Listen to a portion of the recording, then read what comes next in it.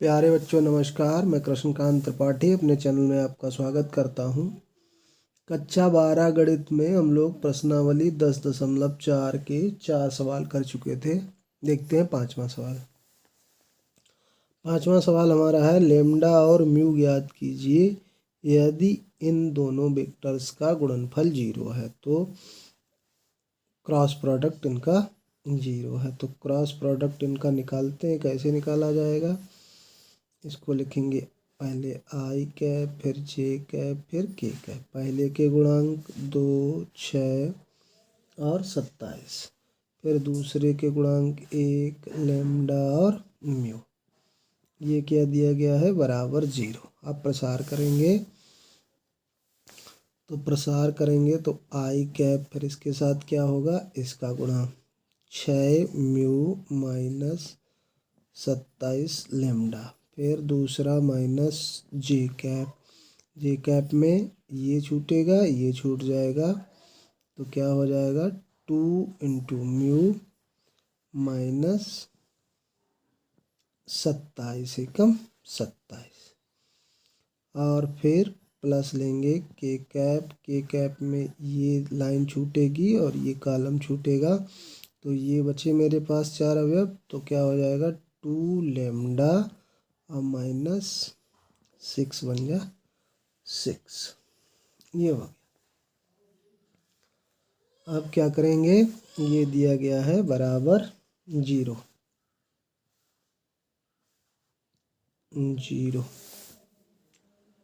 अब इसका मतलब क्या हुआ कि ये पूरा वेक्टर 0 वेक्टर के बराबर है। इसका मतलब आई कैप का गुणांक भी 0, जे कैप का गुणांक भी 0 और के कैप का भी गुणांक 0।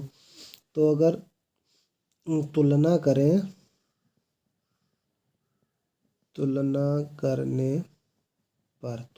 दें तो क्या हो जाएगा? 2 म्यू माइनस 27 बराबर 0। तो इससे क्या हो जाएगा? म्यू अगर निकालेंगे तो कितना आएगा? 27/2। और के गुणांकों की तुलना करें तो 2 लेम्डा माइनस 6 बराबर 0। तो इससे आ जाएगा लेम्डा बराबर 6/2 यानी कि 3। तो लेम्डा 3 और म्यू हो गया 27/2। यही हो गया हमारा आंसर। सवाल समझ में आया है तो वीडियो को लाइक कर दीजिए। चैनल को सब्सक्राइब नहीं किया है तो सब्सक्राइब कर लीजिए। बेल आइकन ज़रूर दबा दीजिए ताकि मैं वीडियो डालूं और आपको नोटिफिकेशन प्राप्त हो जाए। छठा सवाल हमारा है, दिया हुआ है कि ए डॉट बी बराबर 0 और ए क्रॉस बी बराबर 0। सदिश ए और बी के बारे में आप क्या निष्कर्ष निकाल सकते हैं? तो हमको दिया है कि ए डॉट भी 0 है और ए क्रॉस भी 0 है। तो इसका मतलब क्या हुआ? ए डॉट बी 0 हो सकता है जब ए का मापांक गुणे बी का मापांक और cos थीटा बराबर 0। और इससे क्या हो जाएगा? ए का मापांक बी का मापांक और sine theta into n cap बराबर 0। ये 0 हो तो इससे ये निकल सकता है कि ए लंब बी हो जाएगा इससे। और क्या निष्कर्ष निकल सकता है? तथा या तो ए का मापांक 0 होगा या बी का मापांक 0 होगा, तभी 0 हो सकता है। अब इससे निष्कर्ष क्या निकल सकता है कि ऐसे कर देते हैं कि ए समांतर बी हो जाए तब क्रॉस 0 होता है। ए समांतर बी 0 हो, ए समांतर बी हो, या क्या हो? ए का मापांक 0 हो या बी का मापांक 0 हो। ए का मापांक 0 हो या बी का मापांक 0 हो। लेकिन यहाँ पे आ रहा ए लंब बी, यहाँ पे आ रहा ए समांतर बी, तो दोनों बातों तो हो नहीं सकती। ना ए लंब बी होगा या ए समांतर बी होगा, तो ये दोनों बातें हो गई खत्म। तो इससे निष्कर्ष क्या निकलता है कि या ए का मापांक 0 होगा या बी का मापांक 0 होगा। यही कंडीशन निकल के आती है।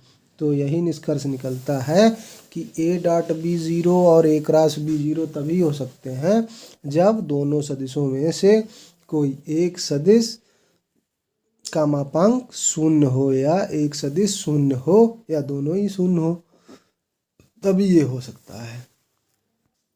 सातवां सवाल हमारा है, मान लीजिए सदिश ए बी सी क्रमशः a1i a2j प्लस a3 के b1i plus b2j plus b3 के c1i plus c2j plus c3 के रूप में दिए हुए हैं। तब दर्शाइए कि a cross b plus C बराबर a cross b plus a cross C.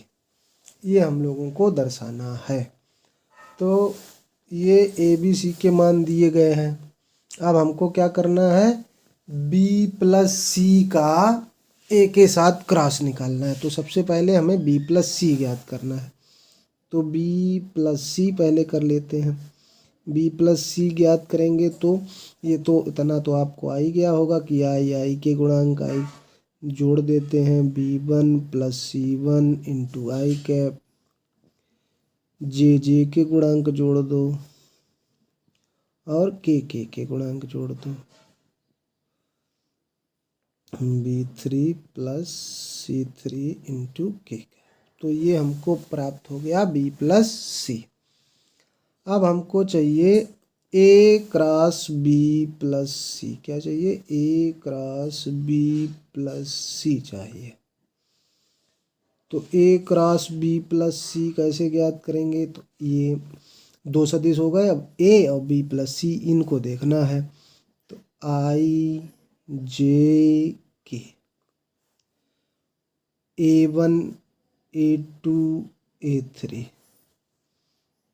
b1 plus c1 b2 plus c2 b3 plus c3। तो ये तो हो गया हमारा सारणिक। अब हम इसका प्रसार करेंगे। प्रसार करेंगे तो ये क्या आ जाएगा, आई इंटू आई के साथ ये छूटेगा, ये छूटे, इसका गुणा इसमें क्या हो जाएगा, a2b3 plus a2c3 minus a3 का गुणा इसमें a3b2 माइनस ही हो जाएगा a3c2, फिर माइनस जे कैप के साथ क्या आएगा, ये वाला छूटेगा और ये छूटेगा। a1 का गुणा इसमें a1b3 plus a1c3 minus a3b1 और माइनस a3c1 और प्लस के कैप मैं यहाँ लिखे देता हूँ। के कैप के साथ क्या आएगा, ये और ये छूट जाएगा। तो a1 का गुणा इसमें a1b2 minus plus a1c2 minus a2b1 minus a2c1। ये हमको प्राप्त हो गया a क्रॉस b प्लस सी।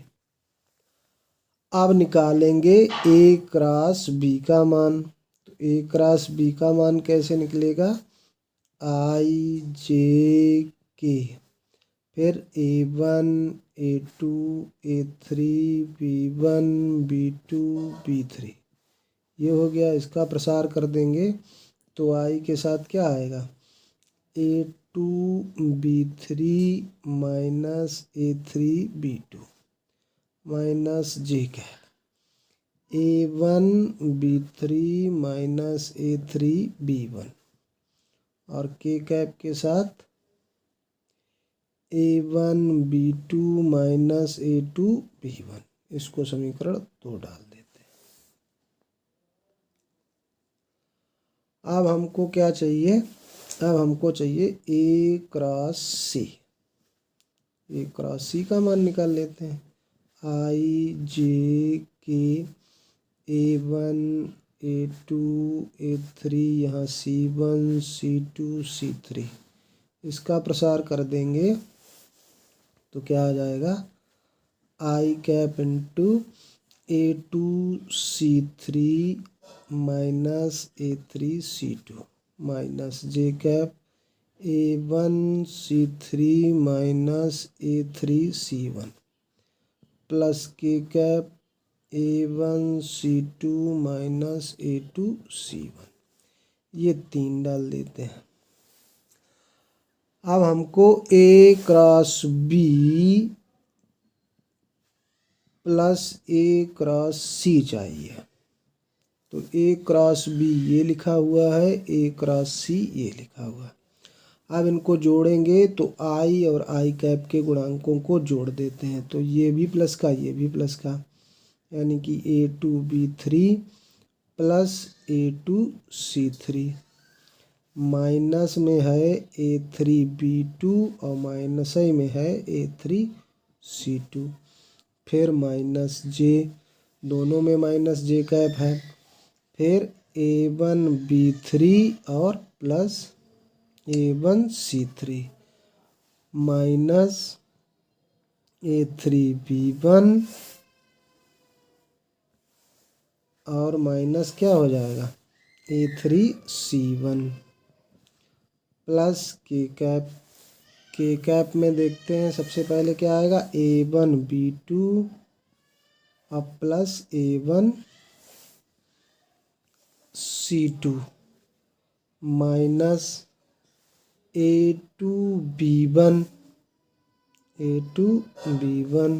और माइनस A2C1, ये आ गया। अब हमने पीछे जो निकाला था A cross B plus C, वो इतना ही तो आया था, ये रहा A2B3 A2C3 minus A3B2 A3C2 minus J cap A1B3 A1C3 minus A3B1 minus A3C1 के कैप में A1B2 plus A1C2 minus A2B1 minus A2C1, और यही आ गया हमारा इधर ये मान। तो ये वाला वही मान लिखा हुआ है। तो A cross B plus A cross C बराबर हो गया A cross B plus C। ये किसके बराबर है? A cross B plus A cross C के बराबर ये मान आ गया। तो ये प्रूफ हो गया, यही हमको प्रूफ करना था। आगे के सवाल अगले वीडियो में देखेंगे। धन्यवाद।